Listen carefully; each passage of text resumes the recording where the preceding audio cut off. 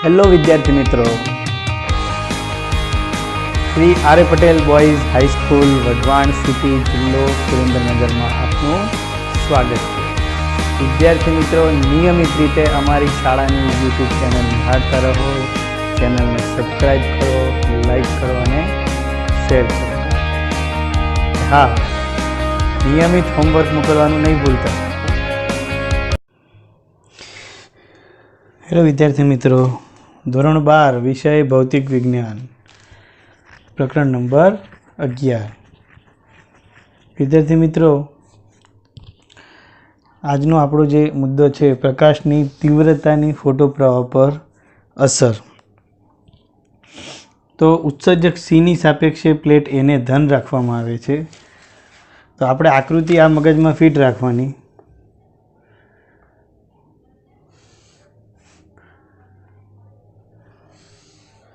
આ નળી, આમાંથી લાઇટ આવે સોર્સમાંથી, આમ સી અને આ એ, બરાબર। આમાં હવે અહીંયા એમ કીધું છે કે ઉત્સર્જક સીની સાપેક્ષે તમે એને ધન રાખવામાં આવે, બરાબર। અને તો સી પાસે ઉત્સર્જાયેલ ઇલેક્ટ્રોન, હવે એને આ ધન હોય, આ ઋણ હોય, બરાબર। તો વિદ્યુત ક્ષેત્ર આમ જાય, તો અહીંના જે પ્લેટ સી ઉપર ઉત્સર્જાયેલા ઇલેક્ટ્રોન સરળતાથી વિદ્યુત ક્ષેત્રની વિરુદ્ધ દિશામાં જઈ શકે અને એમાંથી પસાર થઈ વિદ્યુત પ્રવાહનું નિર્માણ કરે, બરાબર। આપાત પ્રકાશની આવૃત્તિ સ્થિતિમાન અચળ રાખીને વિકિરણની તીવ્રતા બદલવામાં આવે।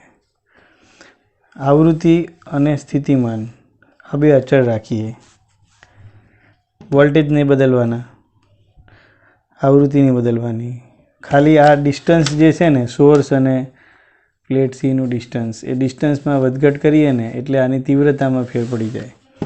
તીવ્રતા બદલવામાં આવે એટલે કે ઉદ્ગમ અને ઉત્સર્જક વચ્ચેનું અંતર બદલીને। તો તીવ્રતા સાથે ફોટો પ્રવાહ નિયમિત રીતે બદલાય છે, બરાબર। તમે જાણો છો તીવ્રતા એટલે શું કહેવાય?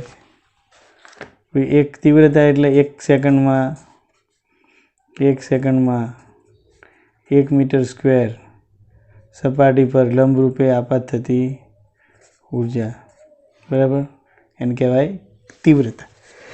હવે ઉર્જાની અંદર શું છે? ફોટોન છે। તો કેટલા ફોટોન છે? તો ધારો કે n છે, એક ફોટોન એટલે hf, તો n ફોટોન એટલે nhf। તો હવે આપણે શું કહેવાય કે તીવ્રતા એટલે એકમ સમયમાં એકમ ક્ષેત્રફળ ધરાવતી સપાટીને લંબરૂપે આપાત થતા ફોટોનની સંખ્યા। હવે તીવ્રતા વધારો છો એટલે તમે એકમ સમયમાં એકમ ક્ષેત્રફળ ધરાવતી સપાટીને લંબરૂપે આપાત થતા ફોટોનની સંખ્યા વધારો છો। હવે 1 સેકન્ડમાં આપાત થતા ફોટોનની સંખ્યા વધે તો વધુ માત્રામાં ફોટોન કે ધાતુની સપાટીમાં દાખલ થાય। હવે ધાતુની સપાટીમાં વધારે સંખ્યામાં ઇલેક્ટ્રોન વધારે સંખ્યાના ફોટોનનું શોષણ કરે, બરાબર। ફોટોન વધારે શોષાય, સ્વાભાવિક છે। તો વધારે સંખ્યામાં ઇલેક્ટ્રોનના બહાર છટકી જવાની શક્યતા ઊભી થાય, એટલે આપણને તીવ્રતા વધારવાથી પ્રવાહ વધુ મળે। ફોટો પ્રવાહ એ 1 સેકન્ડમાં ઉત્સર્જાતા ઇલેક્ટ્રોનની સંખ્યા પર આધારિત છે, બરાબર, સમપ્રમાણમાં છે। તો 1 સેકન્ડમાં ઉત્સર્જાયેલા ફોટો ઇલેક્ટ્રોનની સંખ્યા આપાત પ્રકાશની તીવ્રતાના સમપ્રમાણમાં છે, બરાબર। એટલે વધારે તીવ્રતા હશે તો વધારે ફોટોન આપાત થશે, અને વધારે ફોટોન આપાત થશે તો વધારે સંખ્યામાં અહીંયા ઇલેક્ટ્રોન ઉત્સર્જાશે અને ફોટો પ્રવાહ વધુ મળશે, બરાબર। તીવ્રતાની બેઝિક વ્યાખ્યા આપણે અહીંયા જોઈ લઈએ। તીવ્રતા એટલે ઉર્જા ભાગ્યા ક્ષેત્રફળ ગુણ્યા સમય। ઉર્જા એટલે nhf છેદમાં at।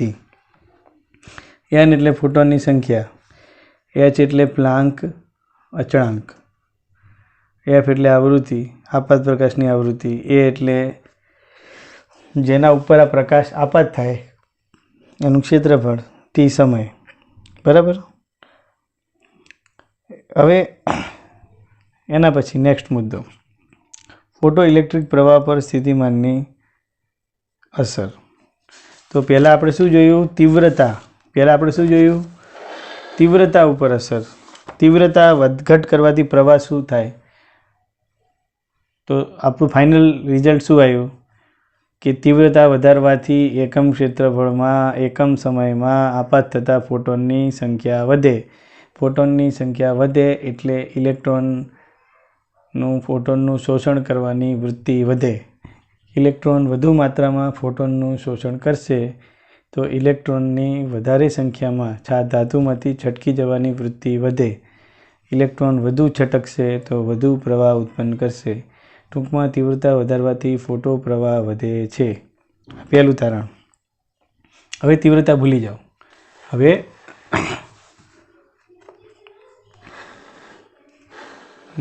હા, ફોટો ઇલેક્ટ્રિક પ્રવાહ પર સ્થિતિમાનની અસર. તો હવે સ્થિતિમાનમાં બે ઓપ્શન છે, સી અને બે પ્લેટો છે, સી અને એ, બરાબર. લેફ્ટ સાઈડમાં છે એ સી છે, કેથોડ.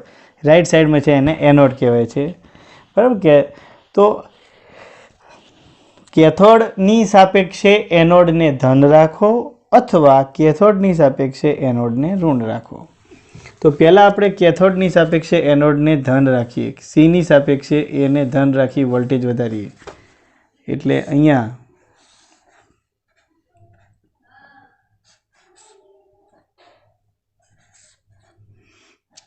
આ સી અને એ, સીની સાપેક્ષે એ ધન રાખું તો સીની સાપેક્ષે એને આપણે ધન રાખીએ અને પછી વોલ્ટેજ વધારતા જઈએ. બેટરીના વોલ્ટેજ વધારતા જાઓ એટલે આ વિદ્યુત ક્ષેત્ર અહીંનું પ્રબળ બનતું જાય, બરાબર. એટલે અહીંના વધુમાં વધુ ઇલેક્ટ્રોન આ ક્ષેત્રની અસર હેઠળ આવતા જશે, બરાબર. અને ફોટો પ્રવાહમાં વધારો જોવા મળશે. એટલે વોલ્ટેજ પ્રવાહનું મહત્તમ મૂલ્ય નોંધાય છે. ધીરે ધીરે પ્રવાહ વધારો જણાય છે, બરાબર. અને ચોક્કસ વોલ્ટેજ આવી જાય ને પછી જેટલા પણ જેને કહેવાય ને કે એફિશિયન્સી પ્લેટની આવી જાય ને કાર્યક્ષમતા, એટલા લિમિટ સુધી બધા જ ઇલેક્ટ્રોન જે છે પ્રક્રિયામાં ભાગ લઈ અને ફોટો પ્રવાહનું નિર્માણ કરશે. પણ પછી એક લિમિટ આવ્યા પછી વોલ્ટેજ વધારવા છતાં પ્રવાહ વધતો નથી, બરાબર. તો એ જે મહત્તમ પ્રવાહ મળે કે જે પ્રવાહનું હાઈએસ્ટ મૂલ્ય છે, મતલબ કે એ પ્રવાહ પછી વોલ્ટેજ વધારો તો પણ પ્રવાહ વધે નહીં, અને સંતૃપ્ત પ્રવાહ કહેવાય. સેચ્યુરેશન પોઈન્ટ આવી ગયું એમ કહેવાનો મતલબ, બરાબર.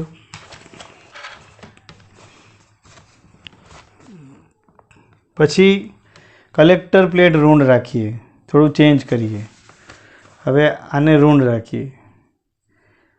ટૂંકમાં કલેક્ટર, આને આ લોકો કલેક્ટર કહે છે, એનોડને. સી એટલે કલેક્ટર નથી, આ યાદ રાખજો, કન્ફ્યુઝન થાય એવું છે. સી એટલે કેથોડ, એ એટલે એનોડ. કલેક્ટર કોને કીધું ખબર છે? કે ભાઈ આ કેથોડમાંથી ઉત્સર્જાયેલ ઇલેક્ટ્રોન કોણ કલેક્ટ કરે છે? કે એનોડ. એટલે એનોડને આ લોકો કલેક્ટર કહે છે. કલેક્ટરને ઋણ કરી દઈએ અને આને ધન કરી દઈએ તો બેટરીના છેડા હવે આમ પ્લસ માઇનસ આમ થઈ ગયા, ઉલટાઈ ગયા, બરાબર. પોલારિટી ઉલટાઈ ગઈ. હવે તમે પ્લેટ સીની સાપેક્ષે પ્લેટ એને ઋણ સ્થિતિમાને રાખવામાં આવે અને ત્યારબાદ ક્રમશઃ ઋણ સ્થિતિમાન વધારતા જઈએ, નેગેટિવ વોલ્ટેજ વધારતા જઈએ.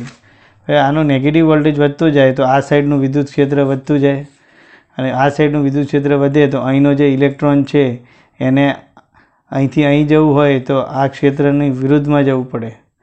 એટલે હવે આમાંથી ઉત્સર્જાયેલો ઇલેક્ટ્રોન આમાં ઓછા જશે, જેની પાસે ક્ષમતા હશે એ જ જશે, બધા ઇલેક્ટ્રોન નહીં જાય.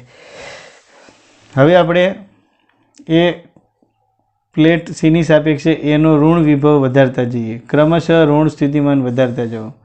એટલે પ્લેટ સીમાંથી ઉત્સર્જાતા ફોટો ઇલેક્ટ્રોન એનોડ એ વડે અપાકર્ષાય અને પૂરતી ઉર્જા ધરાવતા ઇલેક્ટ્રોન એ સુધી પહોંચે, બધા ના પહોંચે, બરાબર.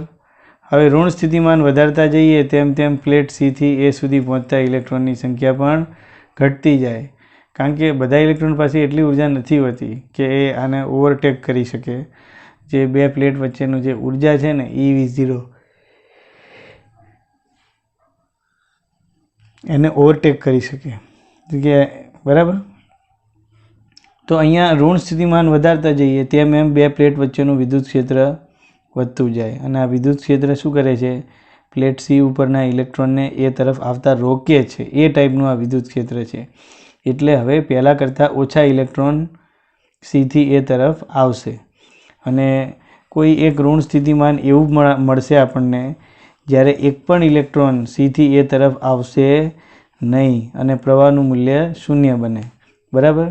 તો પ્લેટ એ પરના જે ઋણ વિભવે ફોટો પ્રવાહ શૂન્ય બને એ ઋણ વિભવને સ્ટોપિંગ પોટેન્શિયલ કહેવામાં આવે છે. પ્લેટ એ પરના જે ઋણ સ્થિતિમાને ફોટો પ્રવાહનું મૂલ્ય શૂન્ય બને છે તે ઋણ સ્થિતિમાનને સ્ટોપિંગ પોટેન્શિયલ કહેવામાં આવે છે. બરાબર.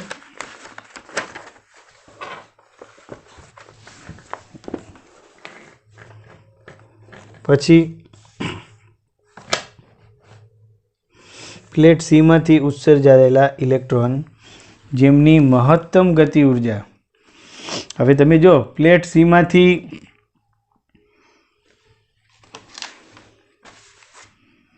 એક બીજી બાબત તમને અહીં સમજાવું કે ભાઈ આ ધાતુ છે, માની લો ધાતુ, અહીંયાથી લાઇટ આપાત થઈ, ફોટોન,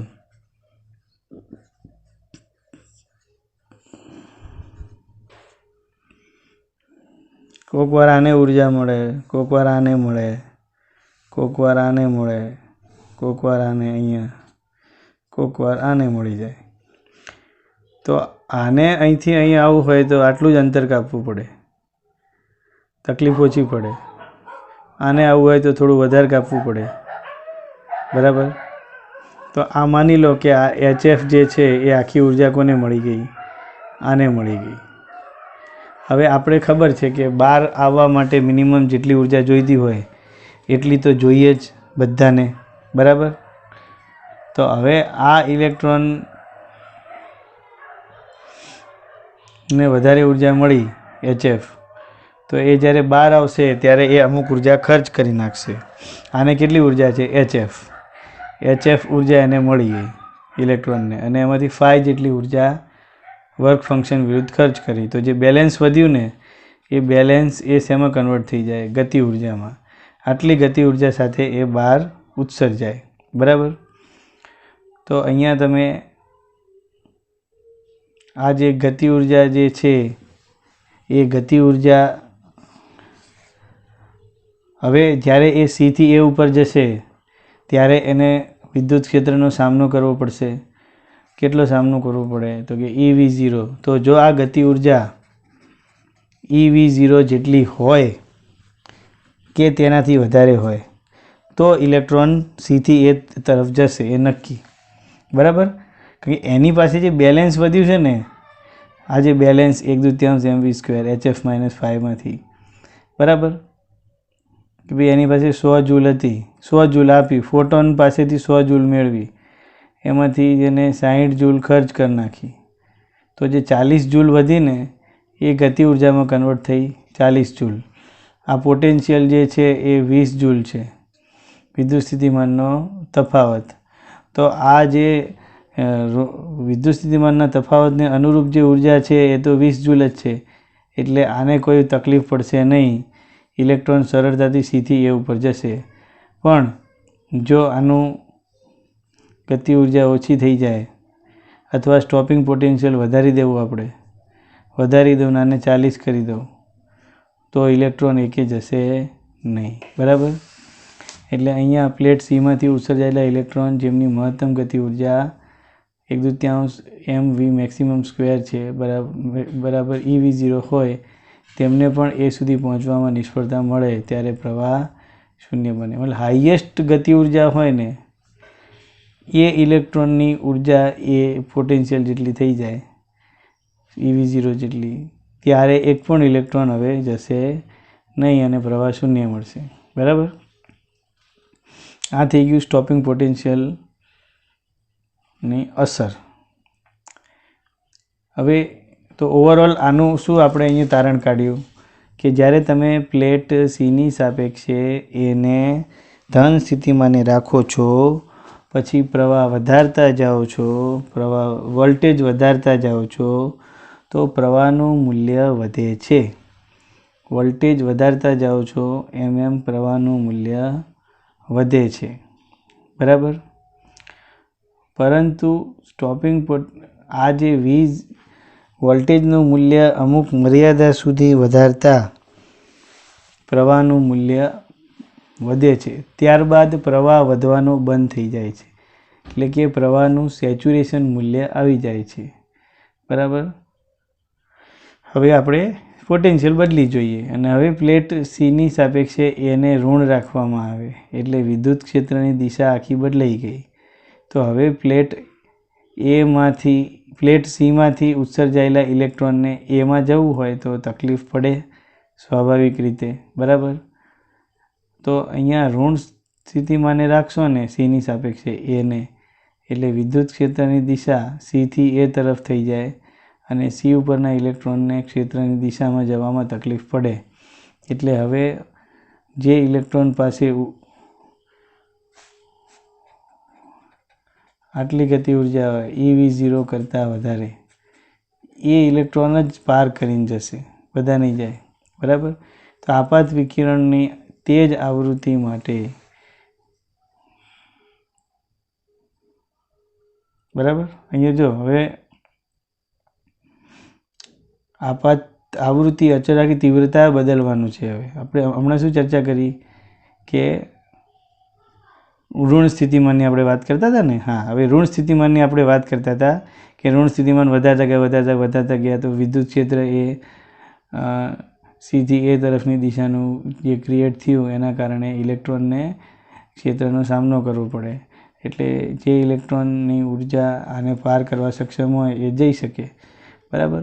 પણ જો તમે V0 એટલું વધારી દો કે આની જે મહત્તમ ઉર્જા છે એ આના જેટલી થઈ જાય ત્યારે એક પણ ઇલેક્ટ્રોન જઈ શકે નહીં. એ જે મૂલ્ય હોય નેગેટિવ સ્થિતિમાન એને સ્ટોપિંગ પોટેન્શિયલ કહેવાય. હવે આવૃત્તિ અચળ રાખીને તીવ્રતા બદલીએ. બરાબર. આપાત વિકિરણની તેજ આવૃત્તિ માટે જુદી જુદી તીવ્રતાઓ I1, I2, I3 માટે પ્રયોગ કરતાં સંતૃપ્ત પ્રવાહનું મૂલ્ય વધુ મળે છે. એટલે તમે આવૃત્તિ એની જ રાખો છો, પરંતુ તીવ્રતા એ સોર્સ અને પ્લેટ વચ્ચેનું અંતરમાં વધઘટ કરો તો તીવ્રતામાં વધઘટ થશે. બરાબર. હવે તીવ્રતાનો મતલબ શું કે કોઈ સપાટીમાં એકમ સમયમાં આપાત થતા ફોટોનની એકમ ક્ષેત્રફળ પર આપાત થતા ફોટોનની સંખ્યા એ તીવ્રતા કહેવાય. તો જ્યારે તમે તીવ્રતા વધારો છો એટલે કે તમે એકમ સમયમાં આપાત થતા ફોટોનની સંખ્યા વધારો છો, જ્યારે તમે તીવ્રતા ઘટાડો છો એટલે એકમ સમયમાં આપાત થતા ફોટોનની સંખ્યા ઘટાડો છો. તમે તીવ્રતા વધારો છો એટલે અહીંયા ફોટોનની સંખ્યા વધે.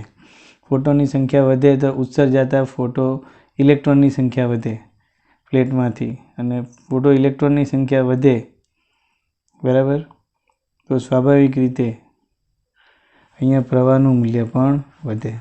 એટલે અહીંયા આપેલી આવૃત્તિ ફિક્સ રાખો તમે અને પછી વોલ્ટેજ જે છે એ બદલતા જાઓ તો તમને સંતૃપ્ત પ્રવાહનું મૂલ્ય વધુ મળે છે. બરાબર. સેચ્યુરેશન પ્રવાહ વધી જાય છે.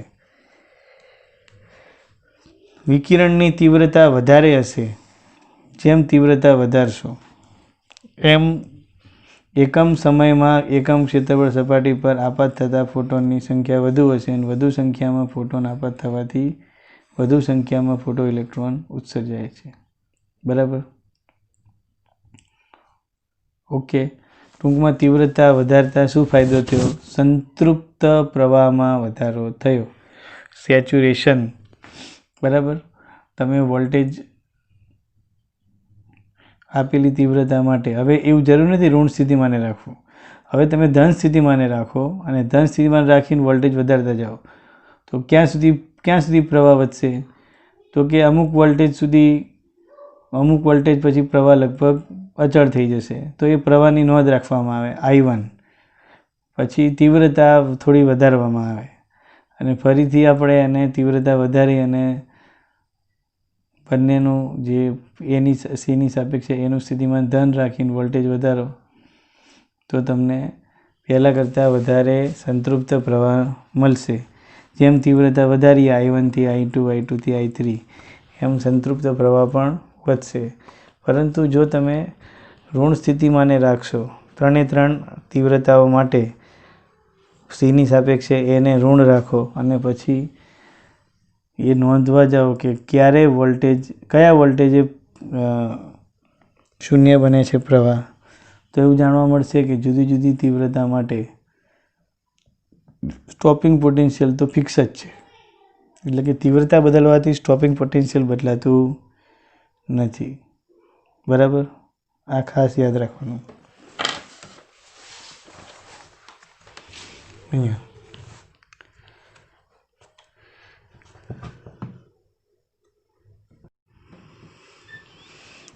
તો સ્ટોપિંગ પોટેન્શિયલ, આ એક આલેખ છે. સ્ટોપિંગ પોટેન્શિયલ છે એક્સ અક્ષ ઉપર અને વાય અક્ષ ઉપર ફોટો પ્રવાહ છે. તો સ્ટોપિંગ પોટેન્શિયલ તીવ્રતા પર આધારિત નથી. મતલબ કે તમે જુદી જુદી તીવ્રતાઓ રાખો તમે અને પછી સીની સાપેક્ષે એનું ઋણ સ્થિતિમાન વધારતા જાઓ તો ત્રણેય તીવ્રતાઓમાં ઋણ સ્થિતિમાન V0 આગળ જ પ્રવાહ શૂન્ય બને છે. એટલે કે V0ની વેલ્યુ તો ચેન્જ થઈ નહીં. એટલે આપણે કીધું સ્ટોપિંગ પોટેન્શિયલ તીવ્રતા પર આધારિત નથી. હવે આપણે સીની સાપેક્ષે એને ધન રાખીએ. બરાબર, તો સીની સાપેક્ષે એને ધન રાખો એટલે હવે પેલું વિદ્યુત ક્ષેત્ર ફેવરેબલ કન્ડિશનમાં આવી ગયું.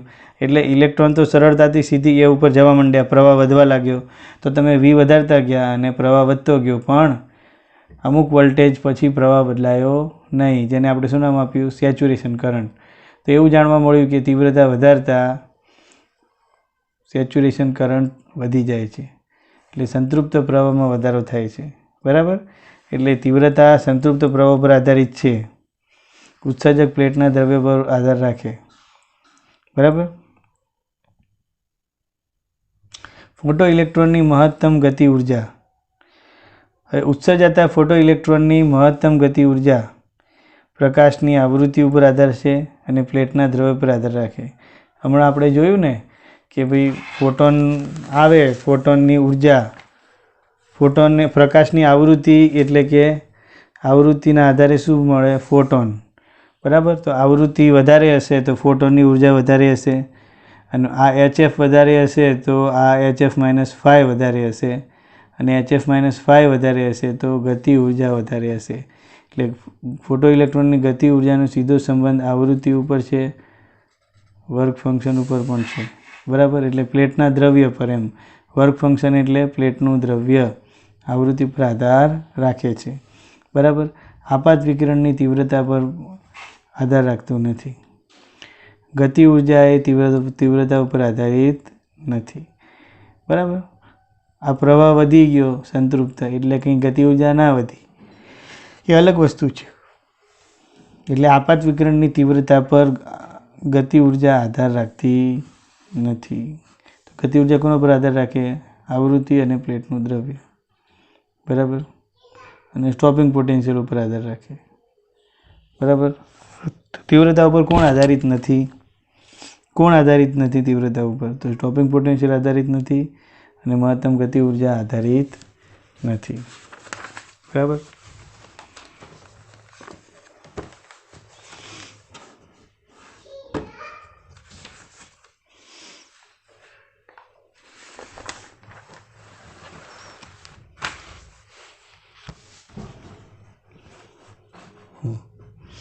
હવે આવૃત્તિની સ્ટોપિંગ પોટેન્શિયલ પર અસર એ જુઓ. આ એક આલેખ છે, સ્ટોપિંગ પોટેન્શિયલ વિરુદ્ધ પ્રવાહ. હવે એમાં જુદી જુદી આવૃત્તિઓ માટે આપણે પ્રયોગો કર્યા.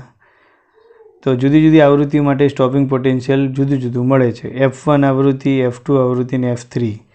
F1 આવૃત્તિ રાખી આપણે અને પછી ઋણ સીની સાપેક્ષે એને ઋણ સ્થિતિમાને રાખ્યું તો આપણને સ્ટોપિંગ પોટેન્શિયલ પર્ટિક્યુલર મળ્યું V01 મળ્યું. પછી આવૃત્તિ વધારી તો સ્ટોપિંગ પોટેન્શિયલ પણ વધી ગયું. બરાબર, અને હજી વધારતા હજી વધે છે. એટલે જુદી જુદી આવૃત્તિઓ માટે સ્ટોપિંગ પોટેન્શિયલ જુદું જુદું મળે છે, પરંતુ સંતૃપ્ત પ્રવાહ બદલાતું નથી, એ તો સમાન જ મળે છે. બરાબર.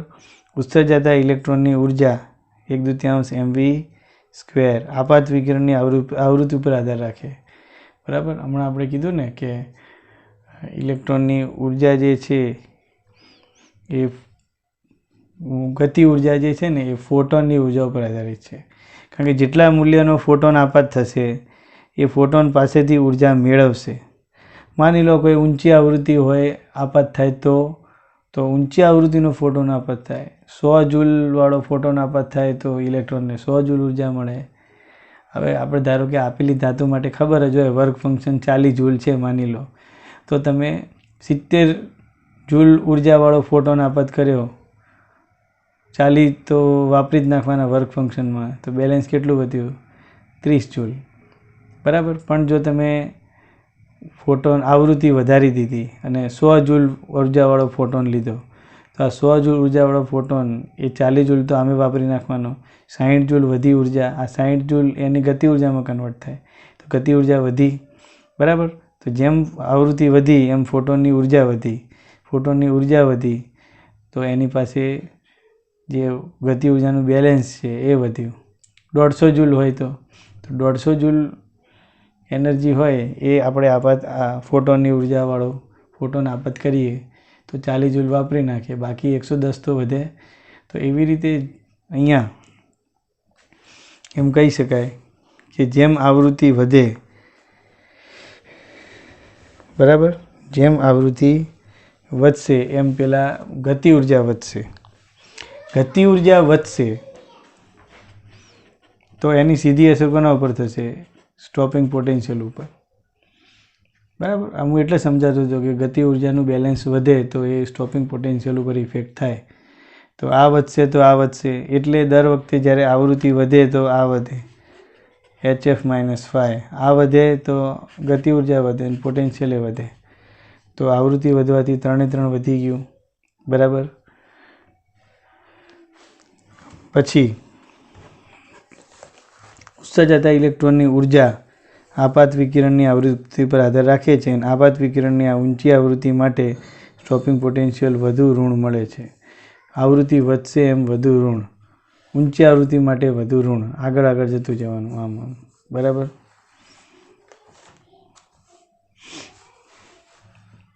આના ઉપરથી કહીએ F3 સૌથી મોટું હોય તો એમાં V03 સૌથી મોટું. બરાબર.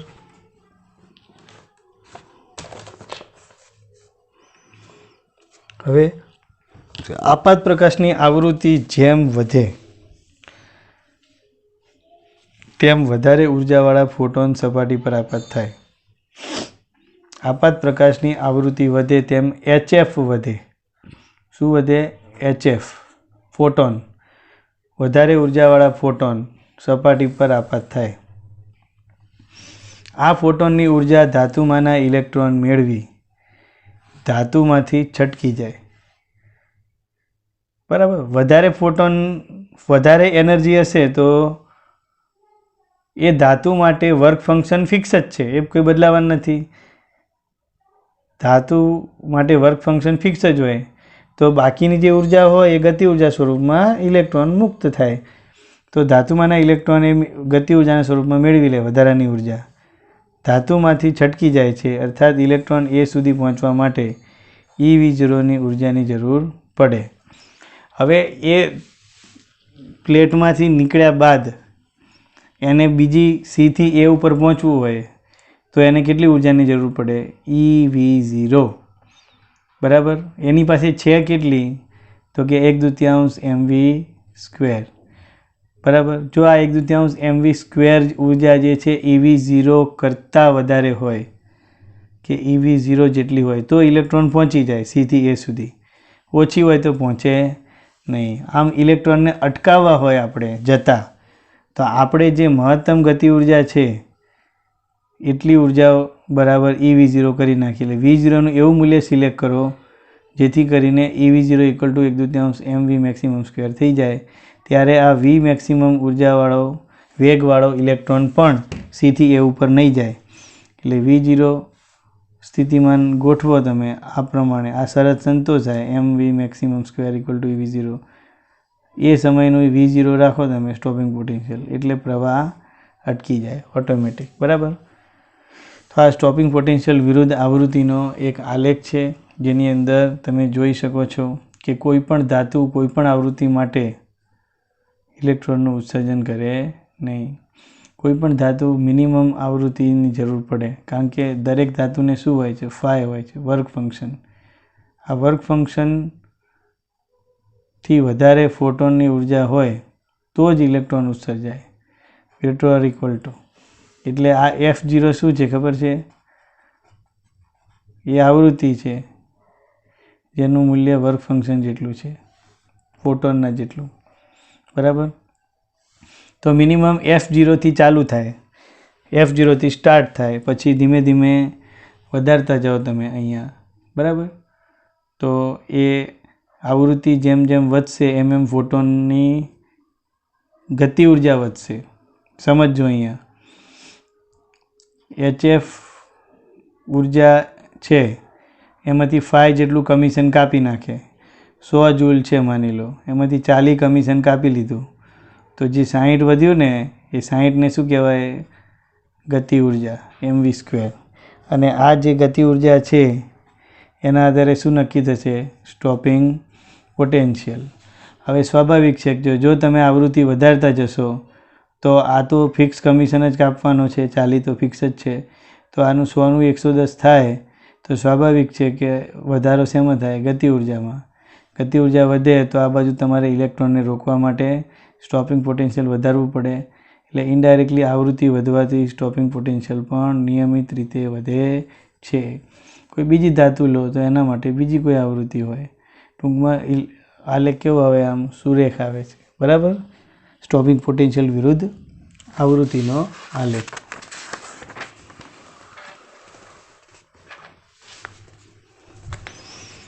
પછી આકૃતિનું એક તારણ. એ આકૃતિ શું કહેવા માગે છે? V0 વિરુદ્ધ F. તો આપેલ ફોટો સંવેદી દ્રવ્ય માટે આવૃત્તિ સાથે સ્ટોપિંગ પોટેન્શિયલ રેખીય રીતે બદલાય છે. તમે જોયું ને કે આલેખ કેવો છે? આમ સુરેખ છે, સુરેખ. બરાબર. આ સુરેખ છે, તો એ સુરેખના ઉપરથી શું કહેવાય કે આવૃત્તિ સાથે સ્ટોપિંગ પોટેન્શિયલ રેખીય રીતે બદલાય છે, અને ચોક્કસ લઘુત્તમ કટ ઓફ આવૃત્તિ માટે સ્ટોપિંગ પોટેન્શિયલ 0 હોય. એટલે કે એ મિનિમમ ઇલેક્ટ્રોનને બહાર છટકવા માટે જેટલી ઉર્જા જોઈએ એના કરતાં ઓછી ઉર્જાવાળા ફોટોન આવે તો શું થાય? કોઈ ફાયદો થાય? એટલા માટે આ કટ ઓફ શું છે કે એક્ઝેક્ટ એટલા જ ઉર્જાવાળા ફોટોન હોય જેનું મૂલ્ય વર્ક ફંક્શન જેટલું થાય, એટલે કે ફાઈ બરાબર HF0. આ ફાઈ જે છે વર્ક ફંક્શન, એટલા મૂલ્યવાળા ફોટોન હોય તો જસ્ટ અહીંયા ઇલેક્ટ્રોન છટકે, જસ્ટ છટકીને બહાર આવે, પણ એની પાસે કંઈ ગતિ ઉર્જાનું બેલેન્સ વધે નહીં. બરાબર. આવું જે આપણે સૂત્ર જોયું ને 1/2 mv મેક્સિમમ સ્ક્વેર બરાબર HF - ફાઈ. હવે આ ફાઈ જે છે ને એનું મૂલ્ય HF જેટલું જ થઈ જાય, અથવા હું એમ કહું કે ફાઈ જેટલું મૂલ્ય આ જે ફોટોન આપાત થાય છે ને એનું મૂલ્ય ફાઈ જેટલું જ હોય તો આ બેનો તફાવત કેવો થઈ જાય? 0 થઈ જાય.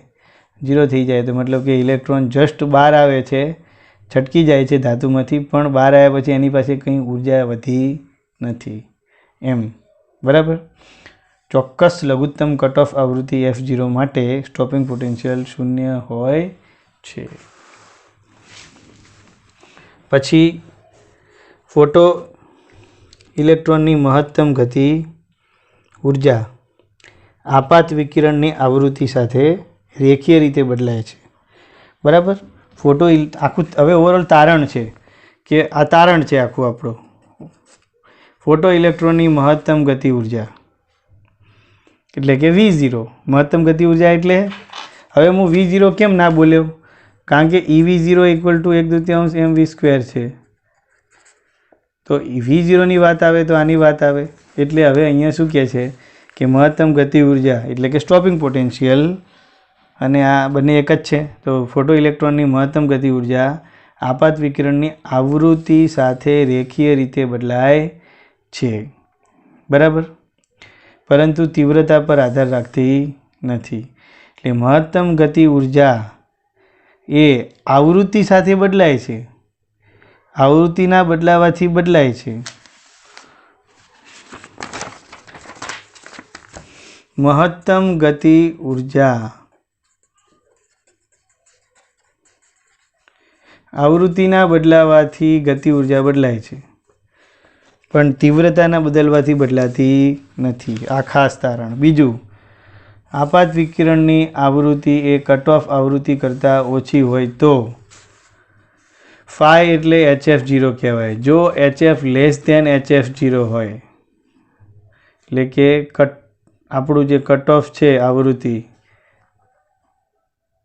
કટ ઓફ કોણ નક્કી કરે? આ વર્ક ફંક્શન નક્કી કરશે, ફાઈ. તો આ HFનું મૂલ્ય HF0 કરતાં ઓછું હોય, બરાબર. તો એવી સ્થિતિમાં તીવ્રતા ગમે તેટલી વધારે હોય તો પણ ફોટો ઇલેક્ટ્રોન ઉત્સર્જન થતું નથી, બરાબર. એટલે કે વર્ક ફંક્શન જેટલી મૂલ્યનો ફોટોન હોવો જોઈએ, ફોટોનની ઉર્જા વર્ક ફંક્શન જેટલી હોય તો જ ઇલેક્ટ્રોનનું ઉત્સર્જન થાય, બરાબર. એ તો ના થાય. પછી તમે ગમે એટલી તીવ્રતા વધારી દો તો પણ કંઈ ફેર પડે નહીં. હવે જો 40 જૂલ જોઈએ છે ઇલેક્ટ્રોનને બહાર છટકવા માટે, જેને આપણે કહીએ વર્ક ફંક્શન, અને તમે આપો છો 30 જૂલ, તો શું થાય? આ 30 જૂલવાળો ફોટોન જ્યારે ધાતુની સપાટીમાં આપાત થાય તો એ શું ઇલેક્ટ્રોન બહાર છટકી શકે? ન છટકી શકે, કારણ કે એને જોઈએ છે 40, તમે આપો છો 30, તો HF લેસ ધેન HF0 થઈ ગયું. તો પછી અહીંયા તો તમે હવે તીવ્રતા વધારો તો શું થાય? તીવ્રતા, આ કેસમાં તીવ્રતા વધારો તો શું થાય? એકમ સમયમાં એકમ ક્ષેત્રફળ ધરાવતી સપાટી પર આપાત થતા ફોટોનની સંખ્યા વધે. હવે 30 જૂલવાળા તમે 1,00,000 ફોટોન લઈ આવો તો પણ એ ભેગા થઈને આમાંથી ઇલેક્ટ્રોન ઉત્સર્જી શકે નહીં. એટલે એનો તીવ્રતાથી કંઈ ફેર પડતો નથી. ફેર પડે ફોટોનની ઉર્જાથી, ફોટોનની આવૃત્તિથી ફેર પડે છે. એટલે આ HF ગ્રેટર ધેન HF0 હોવું જોઈએ, બરાબર. એટલે કે અહીંયા HF greater than 5, HF greater than HF0 અને F ગ્રેટર ધેન F0. Fનું મૂલ્ય F0 કરતાં વધારે હોવું જોઈએ, બરાબર. તો મિનિમમ કેટલું હોવું જોઈએ? તો કે F0 જેટલું તો હોવું જ જોઈએ, તો જ ઇલેક્ટ્રોન જસ્ટ બહાર આવે. એટલે અહીંયા F0 એટલે કે લઘુત્તમ કટ ઓફ આવૃત્તિ, બરાબર. લઘુત્તમ કટ ઓફ આવૃત્તિને થ્રેશોલ્ડ આવૃત્તિ કહે છે. જુદી જુદી ધાતુ માટે આ થ્રેશોલ્ડ આવૃત્તિ જુદી જુદી હોય છે, બરાબર. અને છેલ્લે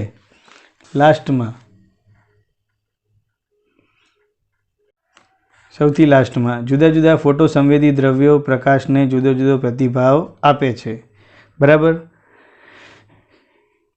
જેમ કે તમે જોયું ને કે હમણાં છેલ્લે આપણે જોયું હતું પારજાંબલી પ્રકાશ માટે